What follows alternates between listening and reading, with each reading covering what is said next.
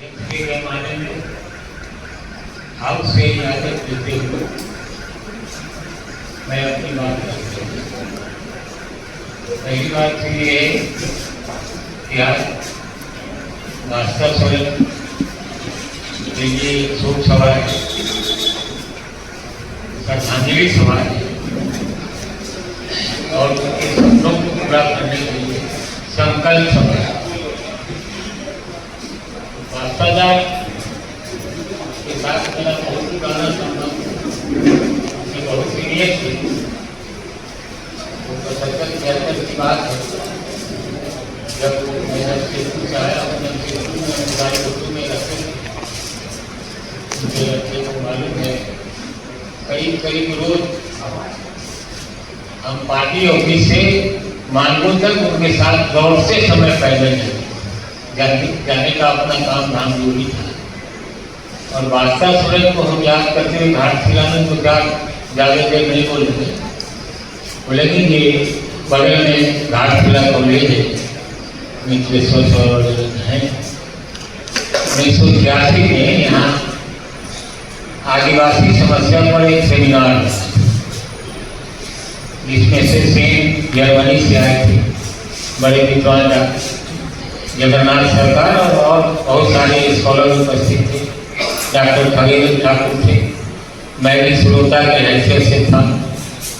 वहाँ बादशाह सोरेन ने आदिवासियों को अधिकार मिलना चाहिए, अलग राज्य होना चाहिए, इस पर एक दस्तावेज पेश किया और दस्तावेज पेश करते हुए अंत में कहा था कि आदिवासियों को अपना अधिकार मिलना चाहिए और उसके अधिकार के तरह उनको अपने तरफ से जीने दीजिए और कृपया आप आदिवासियों का गार्जियन मत बनिए। ये था बादशाह सोरेन का वहाँ।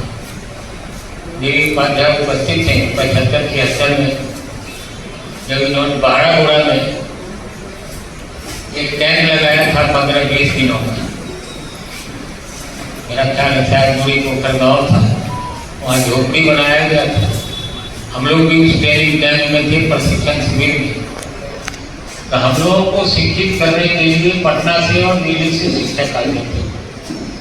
15 दिन तक रोज शिक्षा दी। लेकिन संथाल परिवार के जो लोग थे 15 दिनों तक अकेले उन तमाम विषयों पर बादशाह सोरेन अपनी वक्तव्य रखते रहे साथियों के साथ। ये बादशाह सोरेन के ज्ञान की और बादशाह सोरेन को जब हम याद करते हैं तो एक कॉमरेड के रूप में भी याद करते हैं, एक कार्यकर्ता के रूप में याद करते हैं।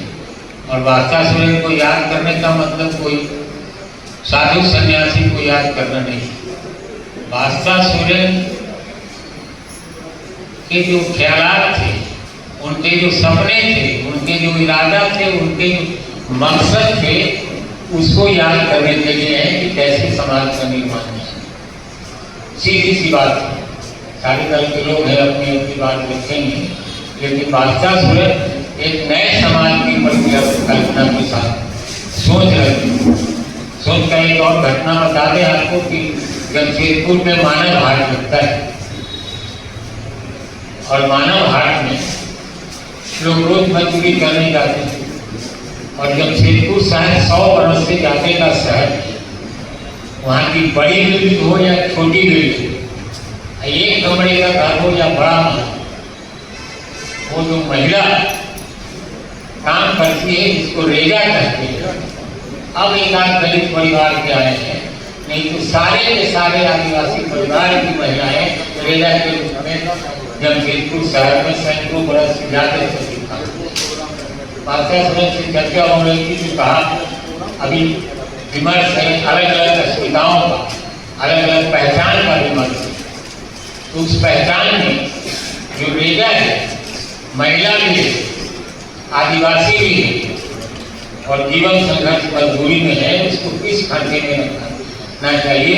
तो बादशाह सोरेन ने कहा कि उसके आदिवासियों के साथ मजदूर वर्ग में कैटेगरी में रखना चाहिए। ये थी बादशाह सोरेन का समझ के द्वंद है समाज में अभी। पहचान की राजनीति का मतलब नहीं बहुत बड़ा आदमी है, आदमी बिरादरी का है तो वो शोषण नहीं होगा। माता सुरन निरंतर शोषण के खिलाफ संघर्षरत थे और उनके क्या किया, बहुत सारे काम हैं जो यहाँ की यूनियन जो माओ भंडार में है उस यूनियन का कैसे निर्माण हुआ, क्या हुआ, वो प्रकार की है। माली परगना का निर्माण और उसके संदर्भ में अपना माली बाबा लोग आए होंगे तो बताएंगे। हम ज़्यादा समय नहीं लेते हुए एक बात बीच में से रखना चाहते हैं जो हम लोगों की जवाबदेही बीच में से ये रखना चाहते हैं कि ईश्वर ने जब अपने लिए अमृत प्राप्त कर लिया और मानव जाति को मृत्यु रूप में मरने के लिए छोड़ा तो विलंब केस जाता है समुद्र तल में अमृत जब और मानव जाति से कहता है कि जब तक हम दवा खोज के नहीं लाते तब तक मानव जाति को मरना ही नहीं देगा, सृजन कर ये सिलसिला अब तक मानव जाति के सृजन का मजबूत है, मानव जाति के सृजन का सिलसिला है। याद करते हुए